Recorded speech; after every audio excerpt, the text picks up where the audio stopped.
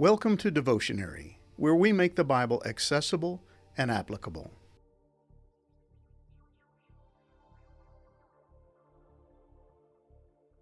The Israelites were meant to stand out from the crowd. They were to be distinct and different, from their actions and attitudes to the way they dressed and the food they ate. God had called them to be His prized possession, having set them apart as uniquely His and having provided them with His law, which would dictate every aspect of their behavior. He had even come up with regulations regarding their food consumption. They were not free to eat whatever they wanted to eat. Rather than allowing themselves to be driven by their appetites, they were to live in submission to the will of God. He knew what was best, and by obeying His commands, they would express their trust in Him. While the rest of the world did whatever they deemed best, the people of God were to do what God had determined to be holy.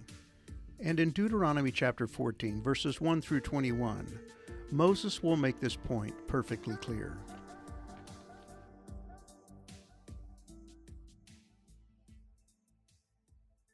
You are the sons of the Lord your God.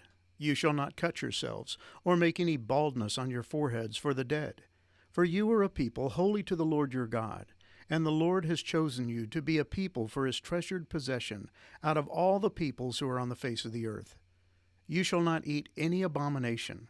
These are the animals you may eat: the ox, the sheep, the goat, the deer, the gazelle, the roebuck, the wild goat, the ibex, the antelope, and the mountain sheep. Every animal that parts the hoof, and has the hoof cloven in two, and chews the cud, among the animals you may eat. Yet of those that chew the cud, or have the hoof cloven, you shall not eat these: the camel, the hare, and the rock badger, because they chew the cud but do not part the hoof, are unclean for you. And the pig, because it parts the hoof but does not chew the cud, is unclean for you. Their flesh you shall not eat, and their carcasses you shall not touch. Of all that are in the waters you may eat these: whatever has fins and scales you may eat, and whatever does not have fins and scales you shall not eat. It is unclean for you. You may eat all clean birds, but these are the ones you shall not eat: the eagle, the bearded vulture, the black vulture, the kite, the falcon of any kind, every raven of any kind, the ostrich, the nighthawk, the seagull, the hawk of any kind, the little owl and the short-eared owl, the barn owl and the tawny owl, the carrion vulture and the cormorant, the stork, the heron of any kind, the hoopoe, and the bat. And all winged insects are unclean for you. They shall not be eaten. All clean winged things you may eat. You shall not eat anything that has died naturally. You may give it to the sojourner who is within your towns, that he may eat it, or you may sell it to a foreigner. For you are a people holy to the Lord your God. You shall not boil a young goat in its mother's milk. Deuteronomy 14, verses 1 through 21. The people of Israel had been set apart by God. They had been created as a nation by His divine will, and by virtue of that fact, they belonged to Him. As His chosen possession, they were to reflect His character and glorify His name through their lives. They were expected to return His love for them by obeying His commands and willingly submitting to His plans for them. God had set them apart from all the other nations of the earth and had given them His law as a clear indication of just how separate and distinctive their lives were to be. Upon entering the Promised Land, the Israelites had a God-ordained obligation to completely eradicate the Canaanites, the collective name used to describe the land's current occupants. This divine dictate, while seemingly harsh, was necessary because God knew the people of Israel would be highly susceptible to the sin of compromise and prone to take the easy road of assimilation. But He had called them to live separate and distinctive lives. They were to have nothing to do with the Canaanites or their pagan practices. Every command God had given the Israelites was intended to set them apart, creating a glaring contrast between themselves and the rest of the nations. In this chapter, Moses outlines a series of prohibitions, each of which is tied to the subject of food consumption. Even the diet of the Israelites was intended to separate them from the rest of the world. God required them to be holy, not unholy, and clean rather than unclean. Everything about their lives was to reflect their set-apart status, from the way they dressed to the food they ate, from the manner in which they worshiped to the way they treated their own bodies.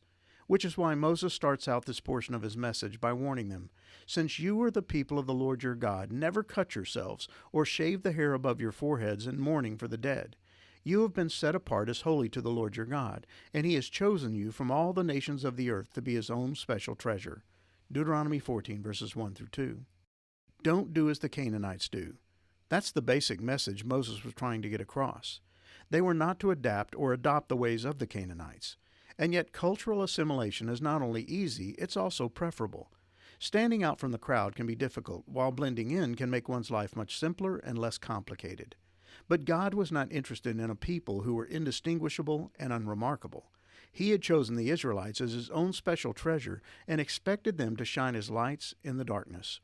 Even the food they consumed was intended to distinguish them from the pagan nations of the earth. Every single command regarding their diet was meant to identify them as God's people. And while the commands found in these verses are all tied to food consumption, they're really associated with the third commandment. You shall not take the name of the Lord your God in vain, for the Lord will not hold him guiltless who takes his name in vain. Deuteronomy 5, verse 11. We tend to associate this command with the sin of cursing or using God's name flippantly or disrespectfully. And while these actions can and should be avoided, the real point behind this command is that of behavior that contradicts our expressed belief in God. When the command states, you shall not take, it is really communicating the idea of bearing something. The Hebrew word is nasa, and it can be translated to bear or to carry. It seems that God was telling the Israelites not to bear, or to put it another way, to wear God's name in a vain or false manner. As his chosen possession, they bore his name. They were his special treasure, and they were to treat their designation as his people with proper dignity and respect. They bore his name. They were his earthly representatives. But if they were not careful, the manner in which they lived their lives could end up giving a false perception of who he was. Their actions and behaviors could end up casting a negative reflection upon God's character. Even the food they consumed could end up painting a false view of God. While bearing his name, they could do damage to his reputation by defiling their bodies, by eating food he had deemed as unclean and unacceptable. And it's important that we note that all of the food items that God had declared as off-limits to the Jews were fully acceptable to the Canaanites. God's rules regarding diet were not intended to be about the denial of certain foods, but the distinctiveness of the Israelites. The primary issue was not to be, you shall not, but you shall be. God wanted the Israelites to be holy, distinctive, different, set apart, even when it came to the kinds of food they could eat. And he was very specific. Why? He gave them the answer. For you are a people holy to the Lord your God. Deuteronomy 14, verse 21. The Hebrew word translated as holy is kadash, and it simply means sacred or set apart. They belonged to him, and their lives were to reflect their unique status as his people. They were not to be anything like the nations around them. Their lifestyle was to be markedly different, from the food they ate to the way they worshiped. Everything about them was to be distinctive, setting them apart as belonging to God. They bore his name, and they were not to do anything that would reflect negatively upon his character. If an Israelite disobeyed God's commands concerning dietary restrictions, he or she would end up bearing God's name in vain. They would display a false idea of what it means to be a child of God. By eating like the Canaanites, they would dilute the differences between them. In a sense, accommodation would be a form of abomination.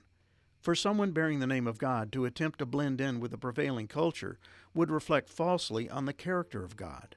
Their distinctiveness would be lost, their uniqueness would be compromised, and the integrity of God's character would be jeopardized. All of this had less to do with food than about faithfulness. At the end of the day, these commands were aimed at the heart.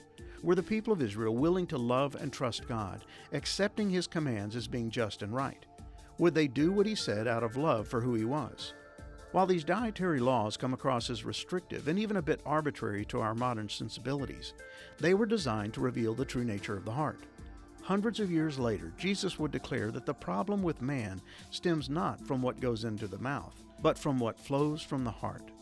It's not what goes into your body that defiles you. You are defiled by what comes from your heart.